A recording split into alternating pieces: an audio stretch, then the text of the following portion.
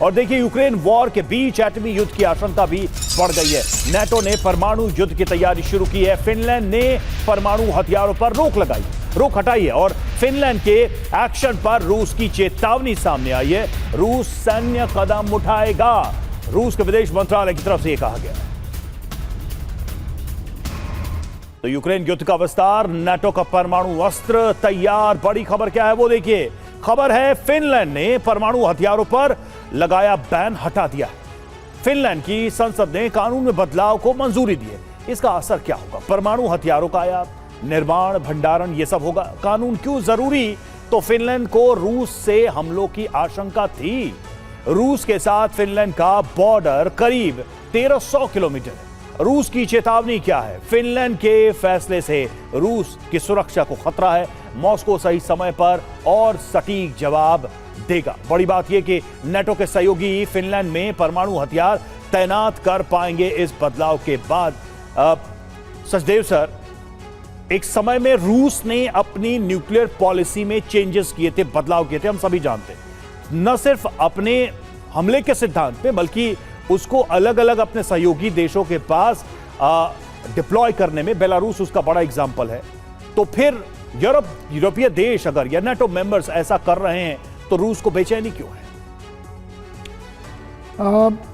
मेरे ख्याल से ये सवाल दूसरी तरह से पूछा जाना चाहिए। रूस बार बार पिछले 4 साल की लड़ाई में ये धमकी देता रहा है कि परमाणु युद्ध हो सकता है और वे नाटो को इस तरह से दबाव में डालना चाहते रहे हैं कि वे यूक्रेन की मदद पूरी तरह से न करें और अपनी सुरक्षा की चिंता करें। और इस समय जो हो रहा है वो एक तरह से 5वें साल में जब ये लड़ाई चल रही है उसमें एक परमाणु युद्ध का हवा खड़ा किया जा रहा है दोनों तरफ से, और दोनों तरफ से तैयारियां की जा रही हैं।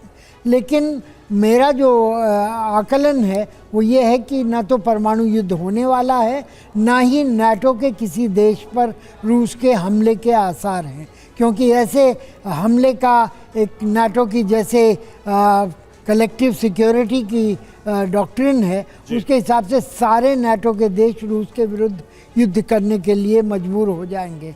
बहुत जो होने की आशंका लग रही है वो ये है कि जो 1200 किलोमीटर की जो यूक्रेन और रूस की बॉर्डर है उस पर संघर्ष दोबारा से शुरू होने की संभावना है, और साथ ही में बेलारूस के तरफ से हमला हो सकते हैं।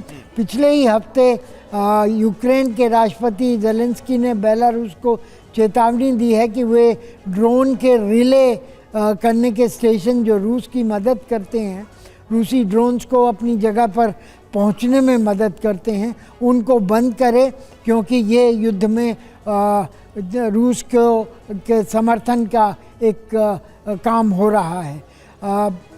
कल सेनाध्यक्ष ने यूक्रेन के ये कहा है कि वे तैयार हैं बेलारूस से रूसी हमला होने के पुनरावृत्ति के लेकर के, क्योंकि आपको याद होगा कि फरवरी 2022 में भी बेलारूस से कीव पर हमला किया गया था रूसी सेना द्वारा, जो कि बहुत ख़तरनाक साबित हो सकता था, लेकिन उसको रोक दिया गया था।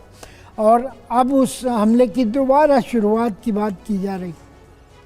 बिल्कुल सर, ये एक्सपेंशन तो हमें दिख रहा है, चाहे बेलारूस हो, चाहे वो बाल्टिक देश हों, यूरोप के देश हों, उन सब तक इस वॉर के प्रभाव का असर और उसका एक्सटेंशन दिखाई दे रहा है। सबकी अपनी अपने स्तर की तैयारियां भी दिख रही है।